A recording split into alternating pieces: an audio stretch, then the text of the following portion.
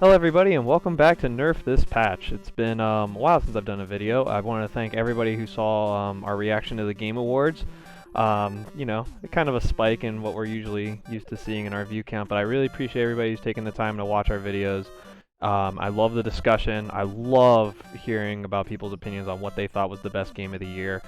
I finally beat Hades. I thought it was very good. I'm not beating it 9 times. I beat it 3 times, and I was very happy with it. It was one of my... I usually hate games like that because I struggle with them, but that was one of the most fun dungeon raiders I've ever played. I'm about halfway through Ghost of Tsushima. I think the game's growing on me a little bit. It is a little Assassin's Creed-y for me, but it is still really fun.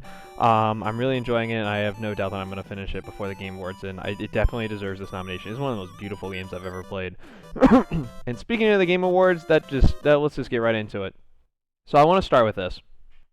I've had a lot of people comment that first off, I take the Game Awards way too seriously. I have viewing parties for it. If you look on my shelf right now, I have every Game of the Year nominee of the past 6 years set up on my wall. And I even have, if you can see, I have the current Game of the Year nominees on my TV. I take this very seriously.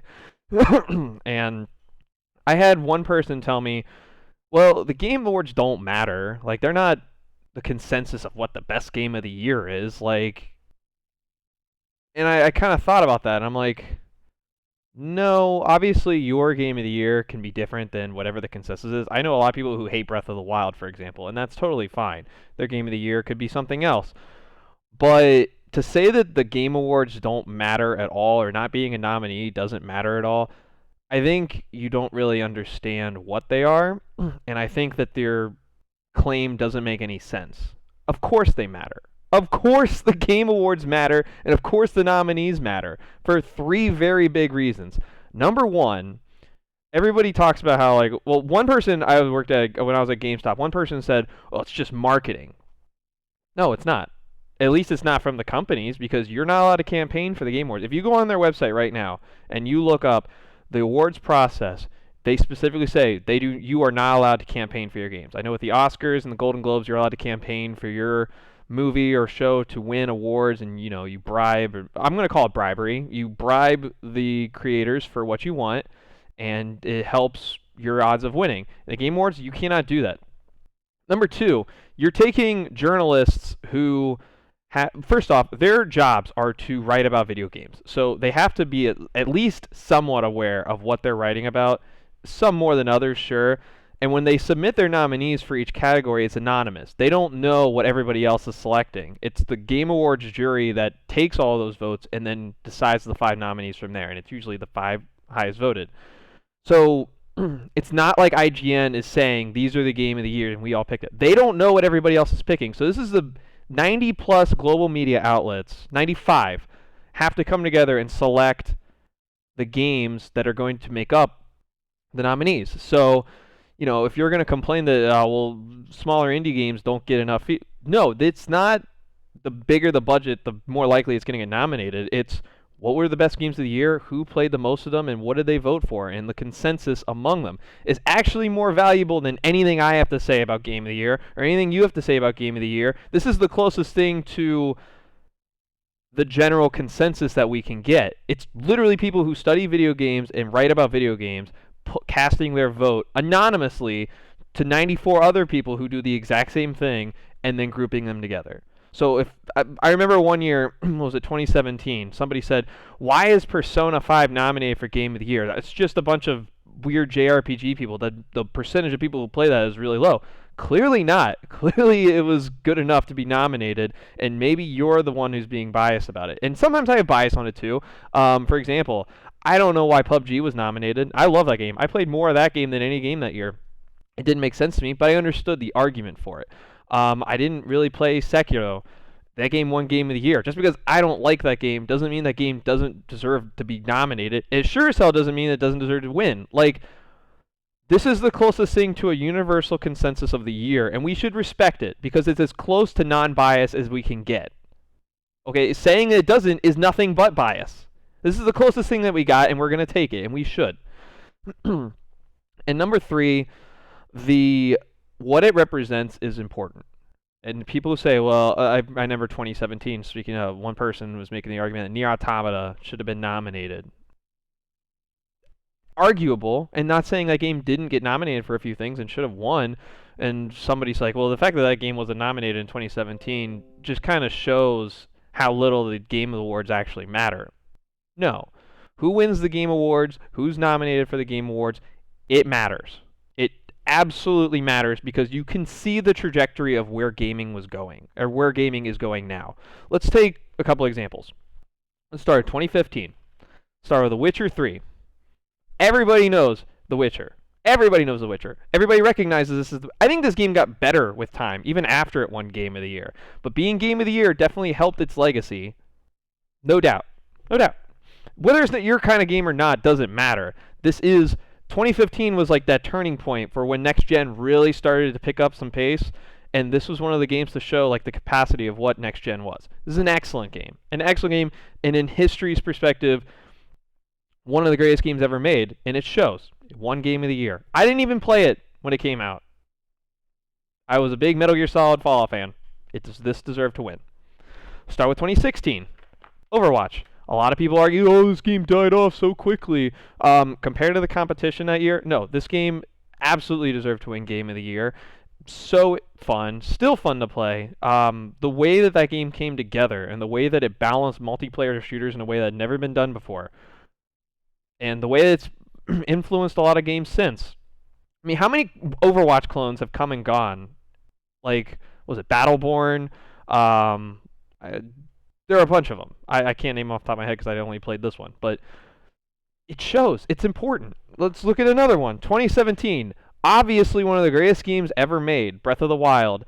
And maybe one of the most timeless games that we may ever see again. The way it just masters open world gameplay. The way exploration and harnessing the Zelda spirit. Like, this game's stunning. This game's, like, when you look back, like when you look at Nintendo, this may be their crown jewel. So look at 2018, God of War. Some people say this is the best PlayStation exclusive ever made. The way that they enhance the storytelling of The Last of Us, the way they have the innovations with the camera and the gameplay, like, of course Game of the Year matters. Of course it matters. If you don't want to play any of the Game of the Year nominees, that's totally fine. But to say that they don't matter is absurd. Of course they matter. All these games that all the games that are nominated are going to have higher sales before it. I mean, you know how many people bought Hades after it was nominated for Game of the Year? You know how many people were maybe on the fence with Ghost of Tsushima and then bought it over Black Friday when it was nominated for Game of the Year? You know how many people shit so much on The Last of Us and are probably going to play it anyway?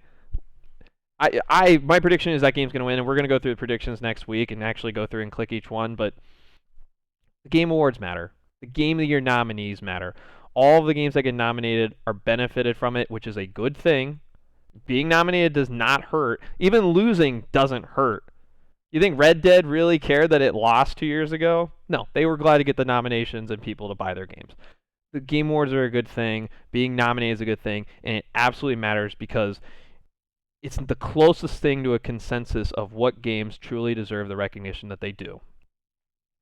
We can all say that our personal Game of the Years, Ghost Runner is a great example. Ghost Runner would be in my nominees for this year. It's nowhere on this. It's my job to hype that game up, but I'm not mad at the Game Awards for not recognizing it.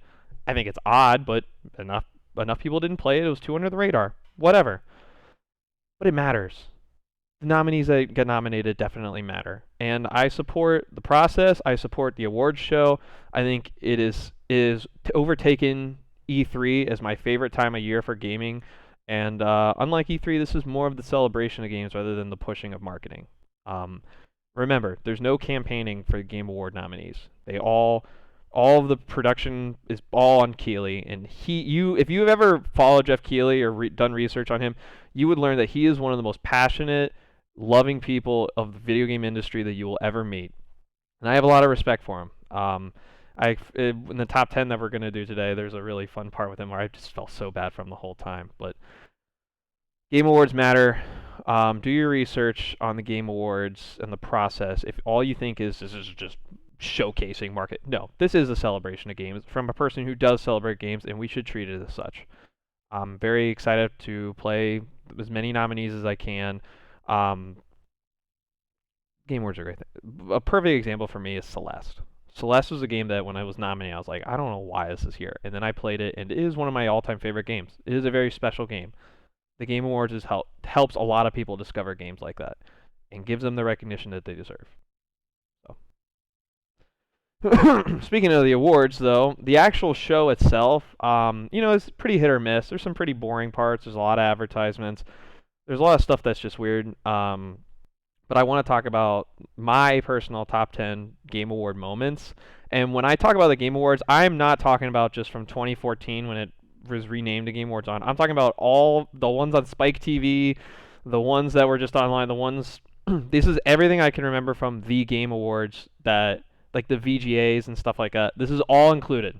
And there's no rules. This is just moments that I thought were hilarious. I thought they were fun. I thought they were passionate. I thought they were everything. And I think they're going to be fun to dive into. So let's get into it. Alrighty. So number 10 is the Xbox X Series or Xbox Series X reveal last year. Very unexpected. I did not think that Jeff Keighley was going to get something that big on his stage. And that music sounds a little loud. I'm sorry. As much as I've really criticized Microsoft, I think the Xbox Series X is a great step in the right direction. I really enjoy mine. I think the controller is phenomenal. But this was pretty mind-blowing. I remember watching this with my friends and could not believe that this was being shown. Yeah, I'm definitely a big fan of the Series X, and this was a really cool moment last year. This was probably the best moment of the show last year, outside of one other thing.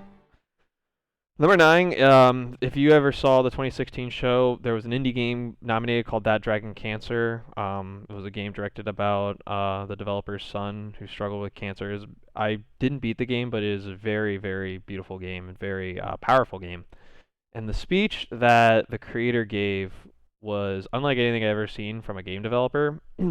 I love seeing that passion. I love seeing their work and just their how they feel when they're recognized for what they're doing. And you could just feel the emotion from this guy. It was one of the most memorable moments of the Game Awards for me. Why did my music stop? Oh no. Going back. You know what? We're going no music. You know what? It's not working. Whatever. Oh no, we can get our battle theme going. Let's go with that. Yeah. Alright, we got our battle theme. Alright, let's move on. Number 8. F the Oscars. I don't know if you ever saw the Game Awards in 2017 and they had a couple interviews. This is the guy who made A Way Out. And he was just out of his mind. He was just saying a bunch of random stuff. And then he just asked Jeff Keighley, can we cuss on camera? He's like, yeah, you can say whatever you want. He just looked at him and was like, fuck the Oscars, man. Fuck you. And it was so embarrassing. And he even defended EA and his partnership with them, which I thought was really interesting. It was definitely not what I expected. It was so funny. I remember watching with all my friends and they're like, what the hell is going on? It was really fun. So, number 7. Definitely Joker being announced for Smash Ultimate. I was actually working a GameStop midnight launch for this, and I had it on a Bluetooth speaker, and we were watching the show, and Joker getting announced in Smash. Well, it was actually the midnight for Super Smash Bros. Ultimate, too, and I was freaking the fuck out. I was going nuts because I'm a huge Persona fan, and I could not believe that he was being added to Smash. And I remember people were walking in to pick up their copy of Smash, and I was like, oh my god, did you hear what the new pre-order bonus is? And they're like, what? And I was like, dude, it's Joker from Persona 5! And a lot of people didn't even know who that was. They were just kind of rolling their eyes at me, and I was like, oh my god, you don't understand. This is the coolest thing ever. And then he comes out, and he's one of the best DLC characters ever. I was so happy. This was such a surprise for me, and with my friends watching it in the store, the pop-off when I saw it was one of the coolest things ever. So that's number 7 for me. This one's a little old one.